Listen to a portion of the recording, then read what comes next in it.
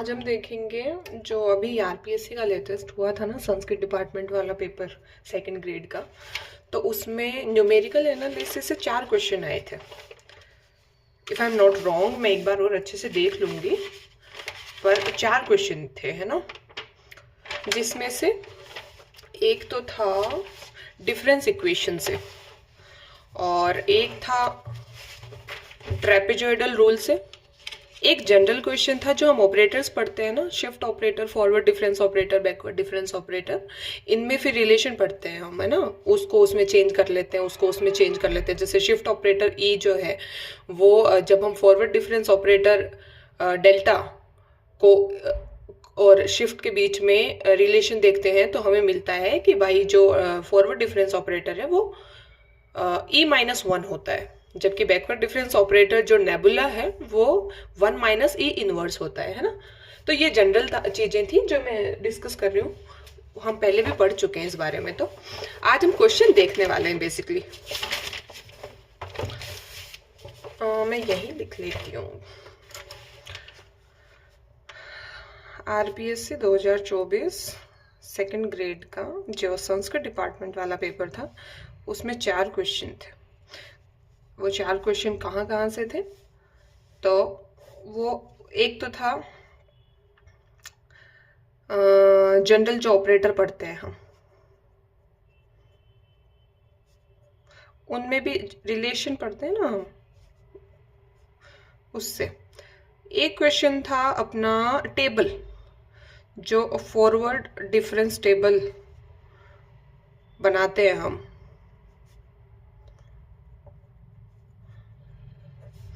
उससे था। और एक था ट्रेपेजॉइडल रूल से, और एक था डिफरेंस इक्वेशन से, डिफरेंस इक्वेशन। ठीक है, अब कौन कौन से क्वेश्चन थे,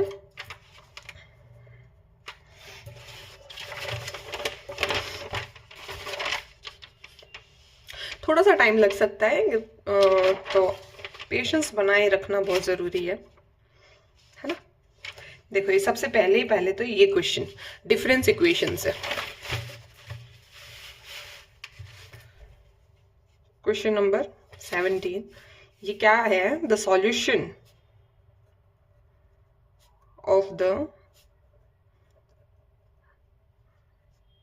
डिफरेंस इक्वेशन क्या दे रखी है, UN+3 - 2UN+2 - 5UN+1 + 6UN0 is option 1 दे रखा है C1 - 1 की पावर n, C2 - 2 की पावर n, और C3 3 की पावर n। C1 - 1 की पावर n, C2 - 2 की पावर n, C3 - 3 की पावर n। थर्ड है UN C1 1 की पावर n प्लस C2 - 2 की पावर n प्लस C3 3 की पावर n। और फोर्थ ऑप्शन था UN C1 1 की पावर n प्लस C2 2 की पावर n प्लस C3 3 की पावर n। देखो, जनरली देखा जाए ना तो था क्या, इसमें हमारे जो रूट्स थे, यहाँ तो -1 है, -2 है और 3 है। यहाँ रूट्स हैं -1 -2 -3, यहाँ है 1 -2 3, और यहाँ है 1 2 3। हमको यही तो चेक करना है, बाकी तो पूरा सेम ही है ना, सेम ही रहता है। ये C1 C2 C3 यहाँ पे जो कॉन्स्टेंट्स हैं ये सेम है, उसके अंदर जो ये रूट्स हैं वो हमको चेक करना है। पावर भी सेम रहती है, n है। तो रूट्स कैसे निकालते हैं, डिफरेंस इक्वेशन सॉल्व कैसे करते हैं, जैसे हम डिफरेंशियल इक्वेशन सॉल्व करते हैं ना, वैसे ही होता है ये भी। फ्रेम से बाहर था शायद। देखो मैंने क्या बोला, ऑप्शंस लिखे मैंने, ऑप्शंस के अंदर फिर ये तो कांस्टेंट वैल्यू होती है। जब अपन डिफरेंशियल इक्वेशन सॉल्व करते हैं तो क्या देखते हैं, C F plus P I करके देखते हैं ना, सी एफ और पी आई। तो कभी कभी क्या होता है, पी आई हमको निकालने की जरूरत ही नहीं पड़ती, सी एफ में ही आंसर आ जाता है। तो सेम यही है केस वन, डिफरेंस इक्वेशन का जो जनरल केस है ना, केस फर्स्ट पढ़ते हैं हम, जब उसमें क्या होते हैं, डिस्टिंक्ट रूट्स होते हैं, है ना, alpha 1 alpha 2 alpha 3 distinct roots होते हैं। तो उनको हम किस तरीके से लिखते हैं, इस तरीके से C1 यहाँ पे ये कांस्टेंट वैल्यूज हैं, C1 C2 C3, और अल्फा 1 अल्फा 2 अल्फा 3 ये क्या है, रूट्स हैं इक्वेशन के। तो CF में ही आंसर आ जाता है हमारा। तो ये बहुत जनरल केस दे रखा है, फर्स्ट डीप तो बेचारे पहुंचे ही नहीं है। ये न्यूमेरिकल एनालिसिस के चारों क्वेश्चन जो हैं बहुत इजी हैं, बहुत। तो इसमें क्या है, मैंने बस कुछ नहीं करा है, ऑप्शन से देखो अंदर क्या है, माइनस, इसमें रूट्स क्या है, -1 -2 3, ये मैंने लिख लिया है एक बार के लिए, ताकि हमारे रूट्स आएंगे ना, ये देखने के बजाय मैं डायरेक्ट यहीं से देख लूंगी कि रूट्स क्या है ना।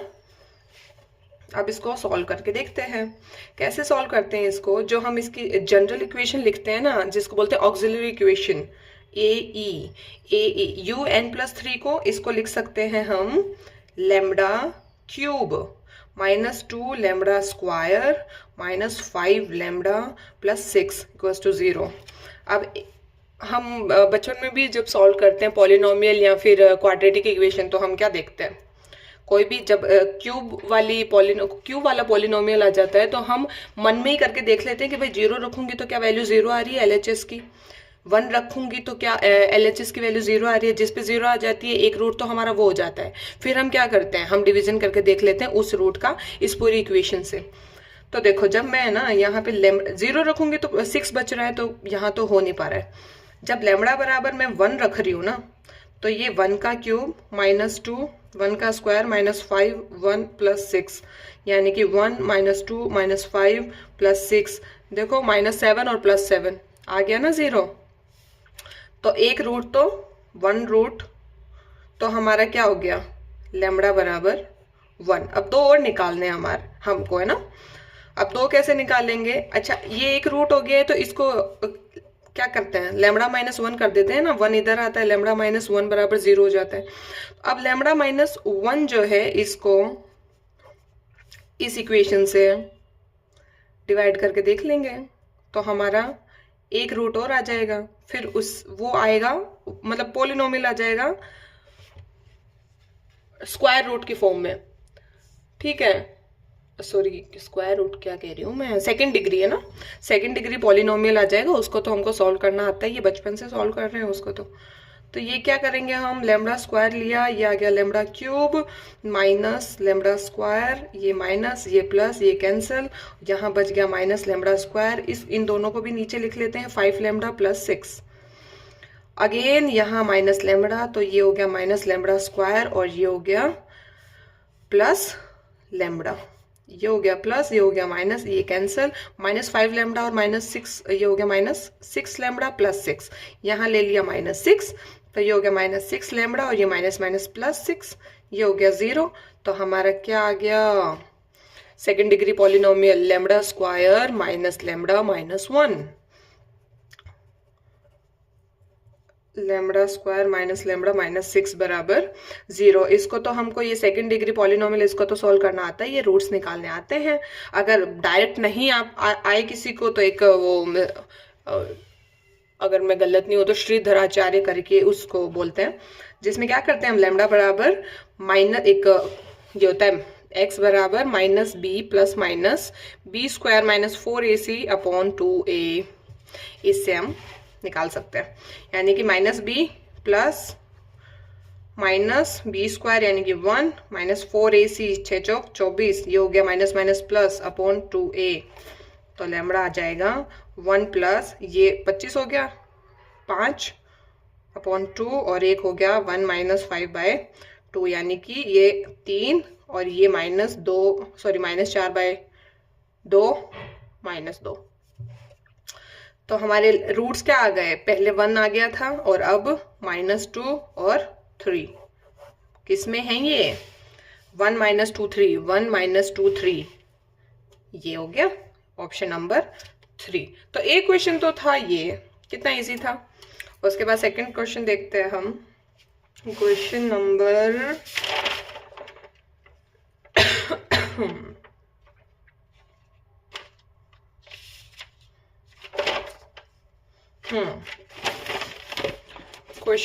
41।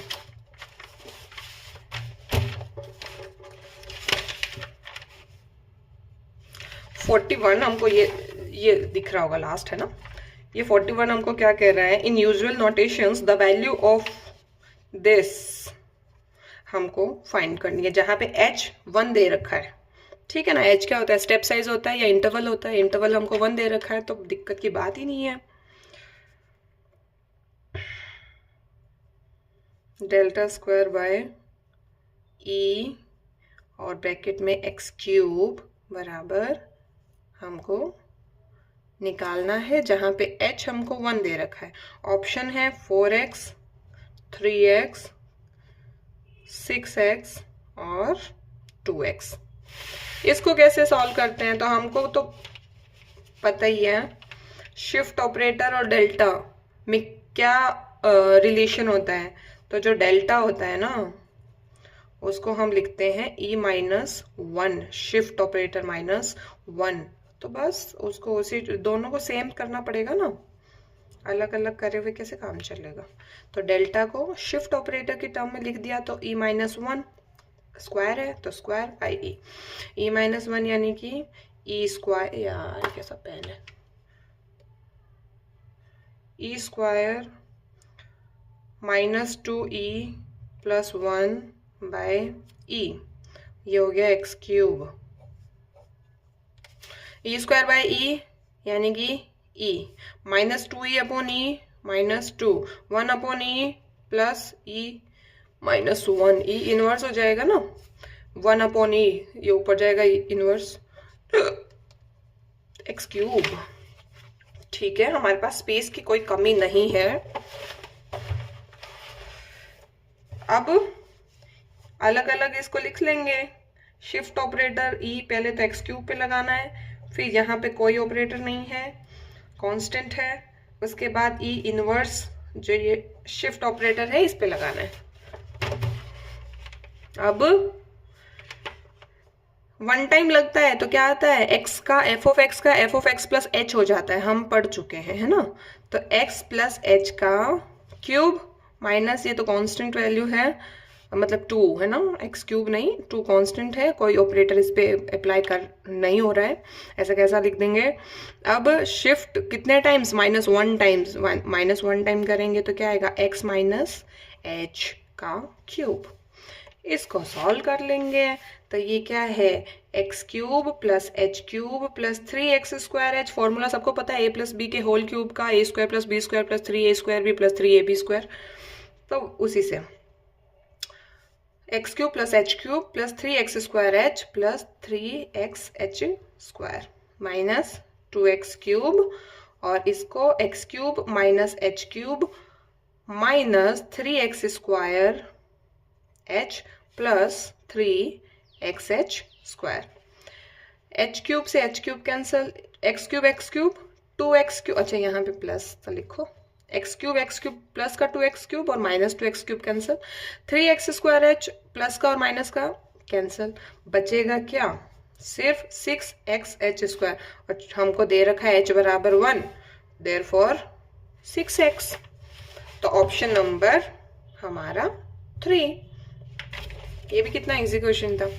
उसके बाद हम आ जाते हैं, फ्रेम से बाहर जा रही हूँ क्या मैं बार बार। उसके बाद था क्वेश्चन नंबर, ये जस्ट इसके आगे ही दे रखा है, ट्रेपेजॉइडल वाला। इसने बोला है कि x के दिए गए मानों के संगत f ऑफ x के मान निम्न सारणी में दिए गए हैं। तो हमको क्या करना है, ट्रेपेजॉइडल रूल का उपयोग करते हुए इसकी वैल्यू हमको फाइंड करनी है। ठीक है, हाँ टेबल बना लेते हैं। ये x और ये y लिखो या f ऑफ x लिखो। ये 0 पे 1 है, 0.5 पे 0.8 वैल्यू देता है फंक्शन, और 1 पे 0.5। ठीक है, क्या हमको यहाँ पे h दिख रहा है, बिल्कुल दिख रहा है, कितने कितने ये बराबर इंटरवल है 0.5 0.5 का। ठीक है, h है 0.5। ट्रेपेजॉइडल रूल लगाना है।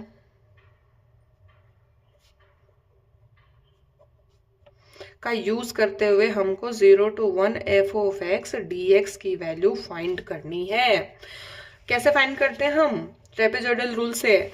तो एक जो है, अच्छा इसका वो लिख लेते हैं, ऑप्शन लिख लेते हैं। ऑप्शन नंबर 1 है 0.155, 0.775, 0.575, 0.115।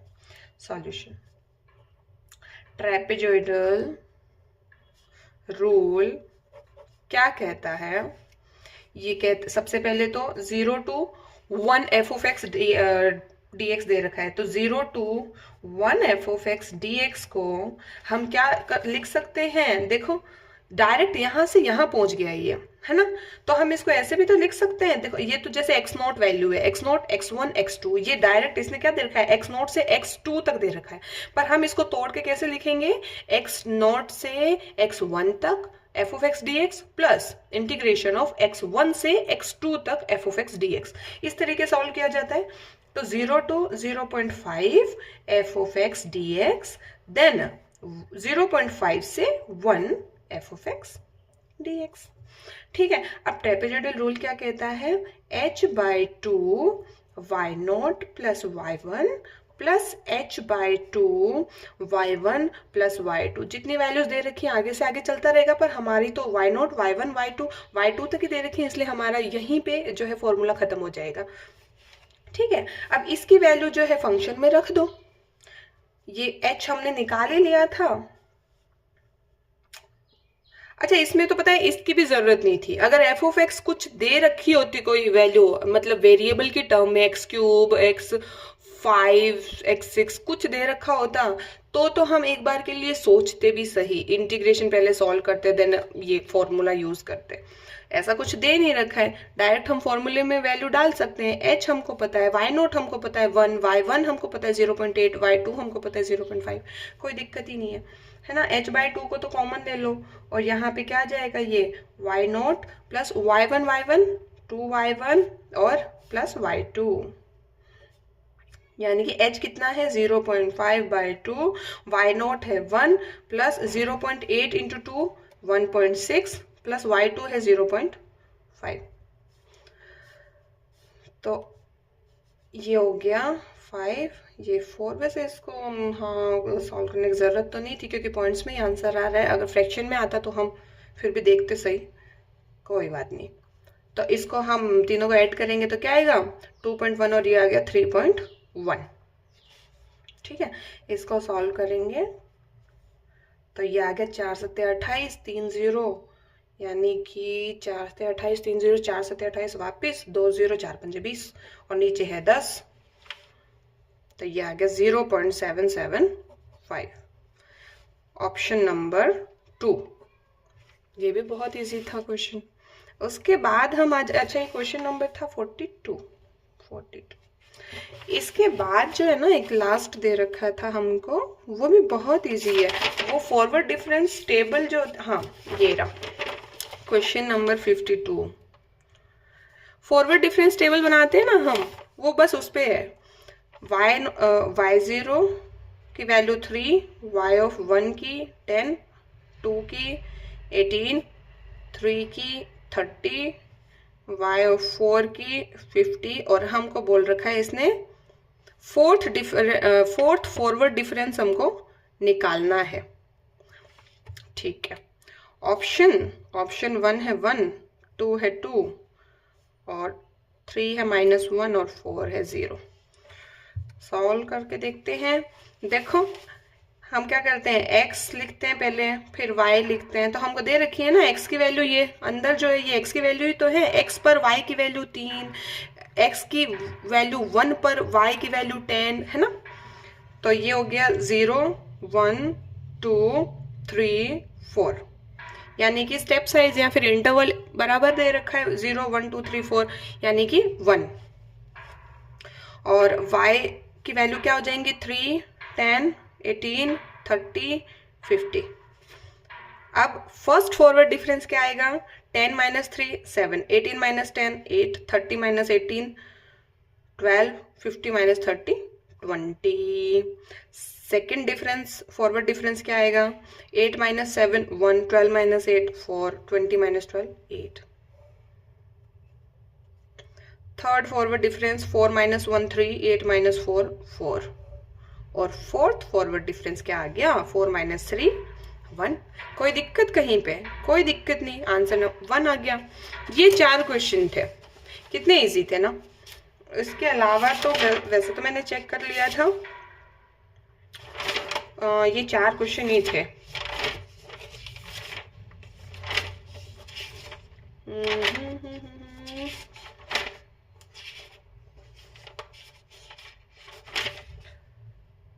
हाँ ये 4 ही थे, फिर भी कहीं रह गया होगा छुपा हुआ जो मुझे दिख नहीं रहा होगा, तो उसको हम आगे डिस्कस कर लेंगे। तो ये था।